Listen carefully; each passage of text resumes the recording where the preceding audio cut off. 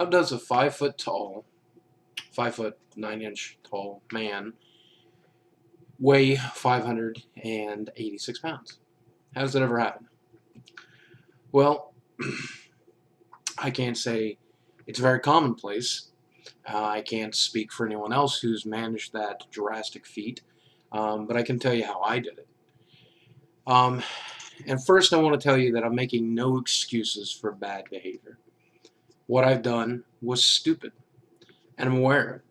I'm more aware of it now than I've ever been, but I've always been kind of aware of it.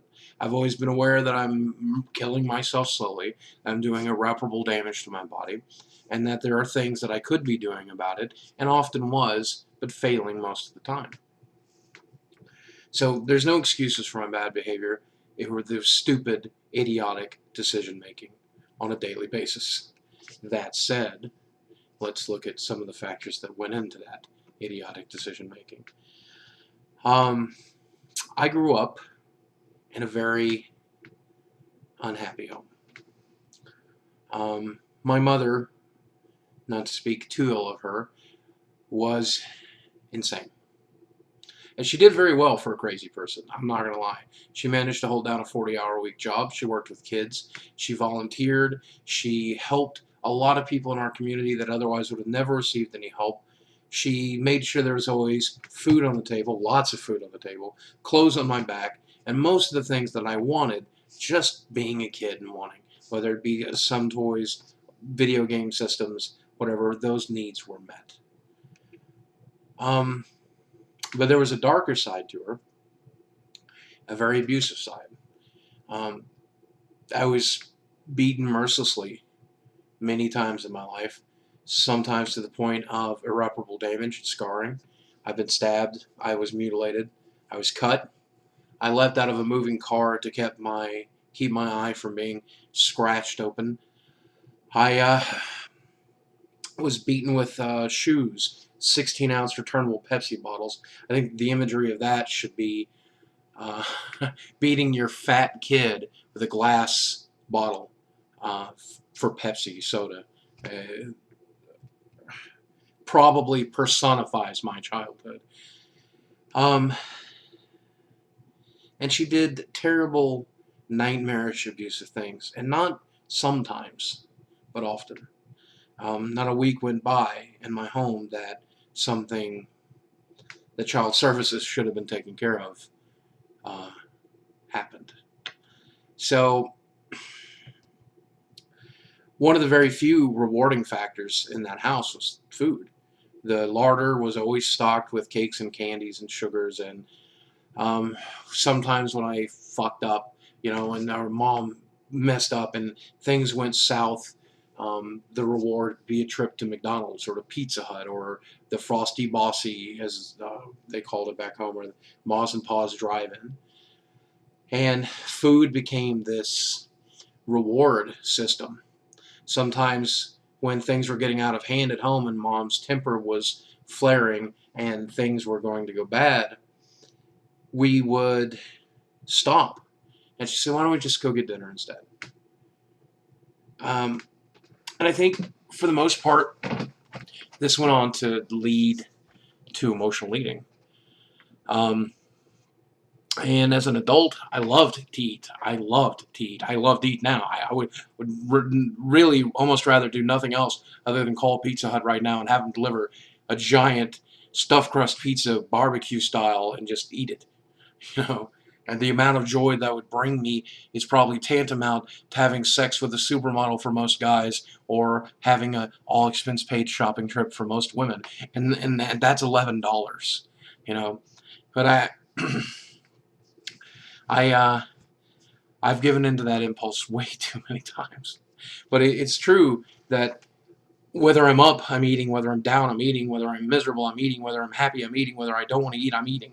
Even when I'm tired, I'm eating. I'm surprised I haven't figured out sleep eating. I'm surprised that I haven't choked to death on my own pillow at night because I love to eat. And the average human body needs 2,000 calories a day, 1,500 to 3,500 to 2,500. I was eating 3,500, 4,500 in the past couple of months of my life, but before that, when I was a young adult, I would go to a buffet for lunch and then go to a buffet for dinner. And I can honestly tell you, I was eating 10, 12, 14,000 calories on some days and loving it. um, Once I became responsible for my own eating, I gave in time and time and time again to that emotional urge and that emotional need and that emotional want to eat, eat, eat, eat, eat. And all my friends around me were eating with me too. Eating at a buffet was a social experience. I would take my other fat friends and we would go in there like a goon squad and like we were robbing the place, you know? And there'd be 5 fat people at a buffet table that's meant to seat 8, and we would eat for an hour and sit and play card games and enjoy each other's company and eat and eat and eat. And eventually, this eating method, this eating path, led to my inability to get around as often as I wanted, my inability to walk, my inability to do things that I wanted. And don't get me wrong, I'd always been unable. Even at the age of 13, I was weighing close to 250 pounds. When I graduated high school, I was almost 400 pounds. It was over 350, close to 4. So I'd always been drastically large, but then I started topping the scales at 450, 475, and that's a hell of a feat.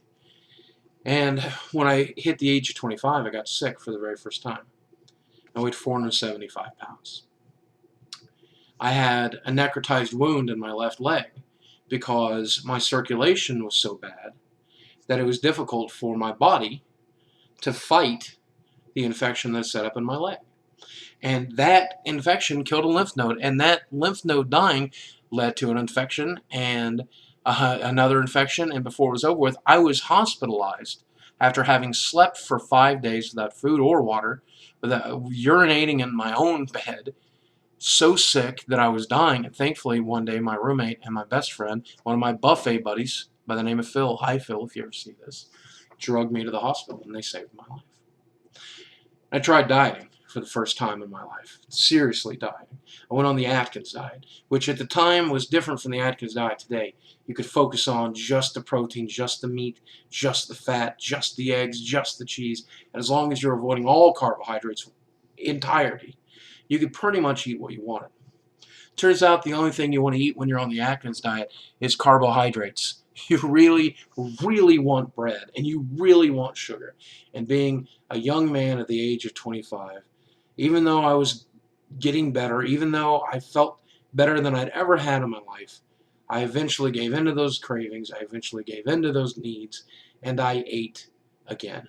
And even though I lost 75 pounds on the Atkins diet, and even though I'd reached nearly 400 pounds, I ate and I ate and I ate, and I was insatiable. And I wasn't eating anymore for joy. I was eating to calm cravings. I was eating to relax myself. I was eating to try to make myself feel centered again. The very definition of addiction. I was trying to bring myself back to normalcy by eating. And I gained that 75 pounds back, and I put on more. And for the first time in my life, I topped 500 pounds. And I became depressed. I became upset. Many of the people that were in my life at the time had moved on. I live in a small college town. My family and I were completely disenfranchised, as you can imagine, and I was miserable and alone. And with the exception of my roommate and one good friend who helped take care of me but also enable me, I was miserable. So guess what I did to bring myself pleasure and joy? I ate. Even now, sometimes it was social, but sometimes I was eating alone. Sometimes I was going to buffets by myself. Sometimes I was ordering in. I became a shut-in for a long period of time, not leaving the house for more than once a week. I played a video game called EverQuest religiously on a daily basis. Hi, for those who remember me, I was Uberwolf on that game.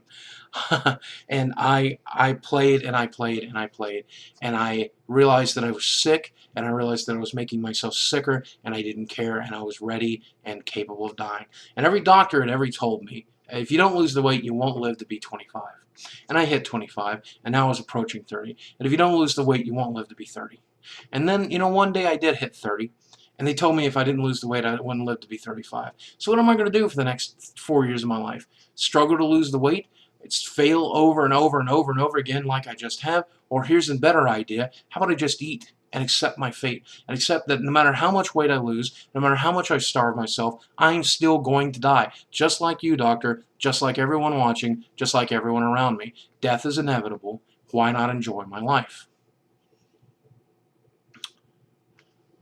Self-defeating, self-fulfilling prophecy, as it were. And I did turn 35.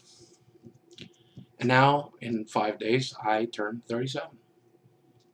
And I weigh 546 pounds this morning. That's down from 564 when I started dieting last week. And that's a considerable amount of weight loss. But a lot of that was water weight, not fat. And I've still got a long, long way to go. Now, what's changed is probably what I'm asking myself right now. Probably what you're asking yourself. Well, I'm ready. It's as simple as that. I've finally gotten to a point where I'm pissed about it, and I'm tired of doing it to myself. A fear of death has always been there, and it's here now. A desire to beat this, to be stronger, to be a better person, it's always been there, and it's here now. But I finally at a point mentally to where I've healed enough, to where I understand the world enough, to where I know that I need more for myself than this shitty bedroom that I sit in every day, besides my Princess Leia poster, and I'm ready to start fighting for it. So, addiction be damned. I will probably end up eating a pizza and crying on this channel at some point. I will end up telling you guys that I feel defeated, and I feel miserable, and I'm unhappy. I will tell you that it's not working, and I don't want to try anymore. But hopefully, between all of that, I will have some successes, and I will manage to lose a little bit of weight, and I can show you guys exactly what it's like to be a 550-pound man.